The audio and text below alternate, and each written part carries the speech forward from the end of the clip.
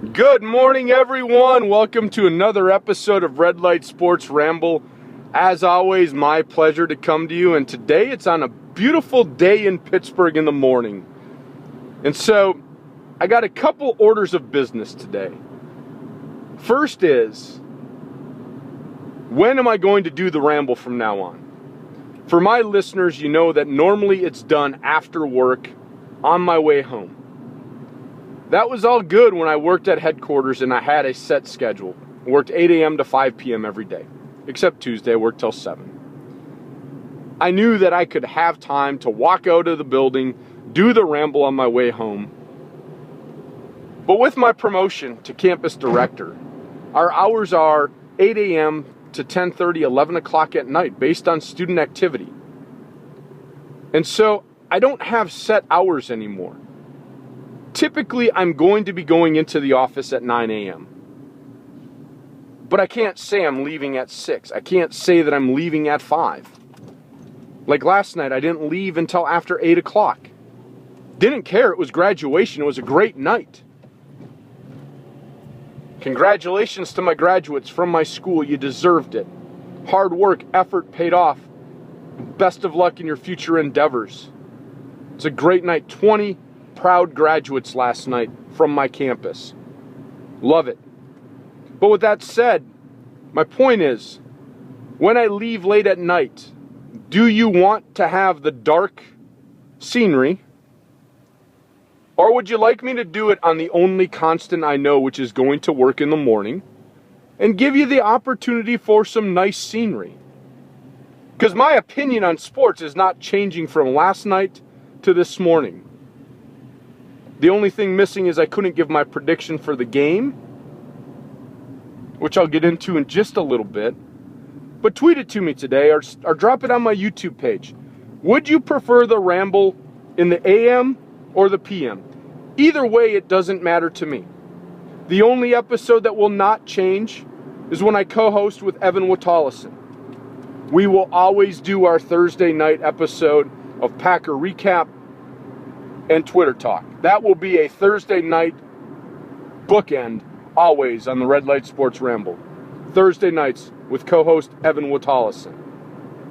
But let me know your thoughts, morning or evening. Either way, doesn't care. I want to give my listeners the opportunity to let me know what they prefer. So with that said, it is a beautiful day in Pittsburgh because the Pirates won last night. They crushed the Reds. And it's actually going to lead me into what I talked about 2 days ago. The true fan. Now, I listened to much of the game on the way home. I got home for the 8th inning. Even on the radio, I could hear the excitement in the stadium. I could hear the passion the fans had. And that is great. 40,000 fans last night out to cheer on the Pirates. That's great. That is wonderful. And I don't want to get into negativity because you know what? All you true fans, all you loyal fans that sat through the years of 100 losses and losing season after losing season, today is your day to bask in the glory. I truly believe that team has that energy to play for the fans. They're excited. When I listen to the interviews, when I hear the players talk, yes, they are proud of what they've done, and they are so glad for the loyal fans. I will stick to my guns on this. Because 40,000 last night, unless they all came out of the woodwork, I would like to poll every one of those 40,000 fans. How many of you truly supported them through those 20 years of losing? There are some. I lived in Pittsburgh for 7 years. I heard you on the radio. We talked about it. The frustration in your voice. Why are we trading our best players away? Why are we losing? Why are we not doing more? Why? That's okay. That's a loyal, diehard fan wanting to win. And you stood by your team year after year after year when you knew they were going to lose, and now they've won. Now you get to celebrate. Some of you have not even ever seen a winning season. This is your time. And this is exactly what I'm talking about. True fans, to enjoy this moment. But I know today, even when I go to work, there's going to be that Pittsburgh fan that's all joyous that the Pirates won and are going to St. Louis. But when they collapsed 3 years ago in the second half, you were the first one to say, the Pirates suck and I'm never going to another game. That irks me. That irks me right there. But for those of you that stood by your team during all the losing, I applaud you. I pat you on the back. I wish I could shake your hand. That is a true fan to me. So for those fans today, congratulations. Your Pittsburgh Pirates are going to St. Louis. And with that said, they have a chance to win. They are straight up with the Cardinals. That is going to be a great series. They can stand with the Cardinals. They won the season series. It's going to be a good series. I'm not going to tell you who I think is going to win today. I'll get into that before game one. I'll get into all my predictions about every series in a later ramble. Moving on. My topic last night that got postponed to today is a little bit crazy, and I'm probably going to have a lot of baseball purists probably just tear me apart because I know it's never going to happen, ever. But think about this. Doesn't matter if you're a Pittsburgh fan, doesn't matter if you're a Cincinnati fan. How excited were you about the game last night?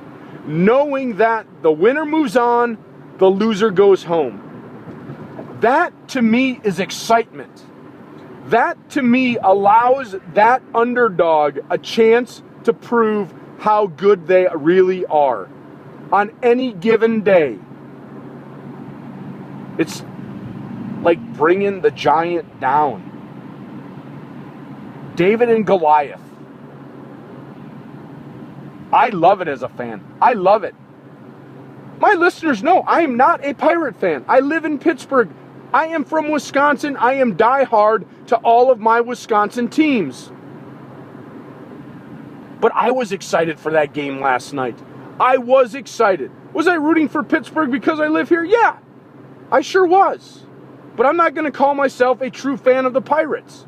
But I will root for them. My point is, the excitement that one and done brings to the game. Now, I may be totally crazy.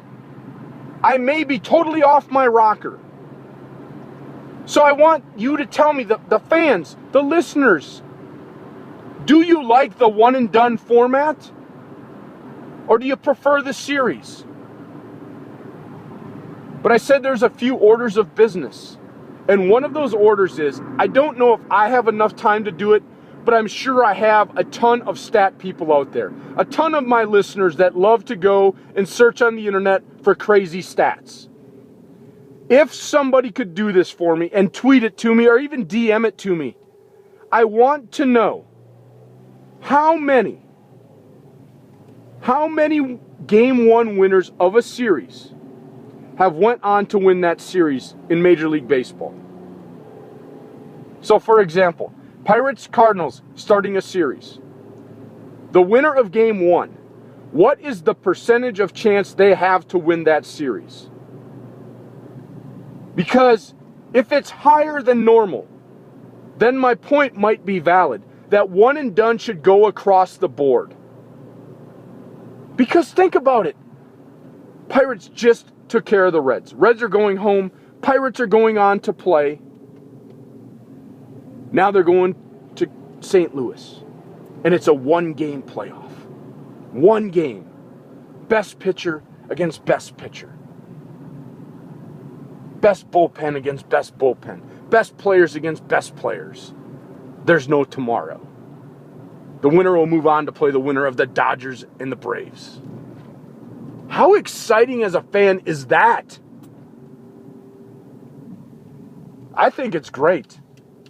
So, baseball purists, tell me why I'm wrong. Tell me why I'm wrong. Why does it have to be a series? Why does there have to be a tomorrow? Is it because we're being biased to let the teams that can go out and buy players, the so-called best teams, so we're setting it up for them to win? Is that what's going on? That's how I feel. And I know the other proponent of this will be the owners, because it's about money. A 7-game series brings in revenue. And don't get me wrong, I know the business side of this. My new job as a college director, I'm working on the budget. It is about making money for my school. I understand the revenue flow.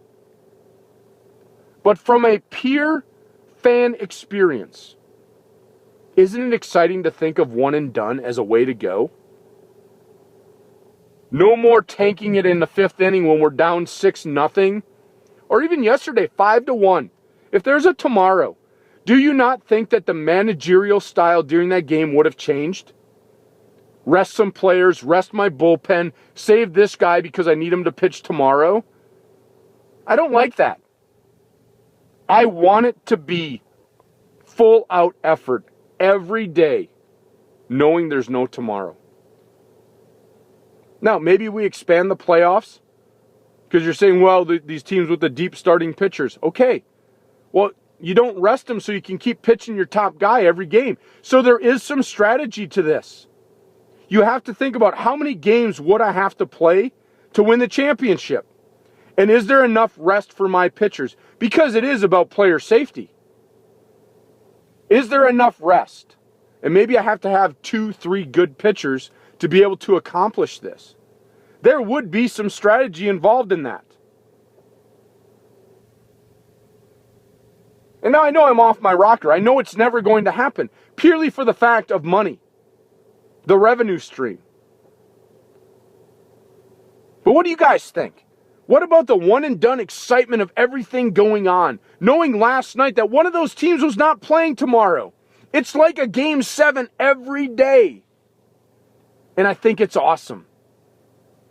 Just my opinion, folks. Let me know. Baseball purists, tell me why I'm wrong. Tell me why there needs to be a series. And I'll listen. And I may even agree with you at some point. I just like it as a fan to know that things can be one and done. That is awesome. But with that said, folks, a couple of things. Let me know, do you want the Ramble AM or PM? And then let me know about your thoughts on one and done. With that said, folks, I'll see you at the next red light. Have a great day. Keep smiling.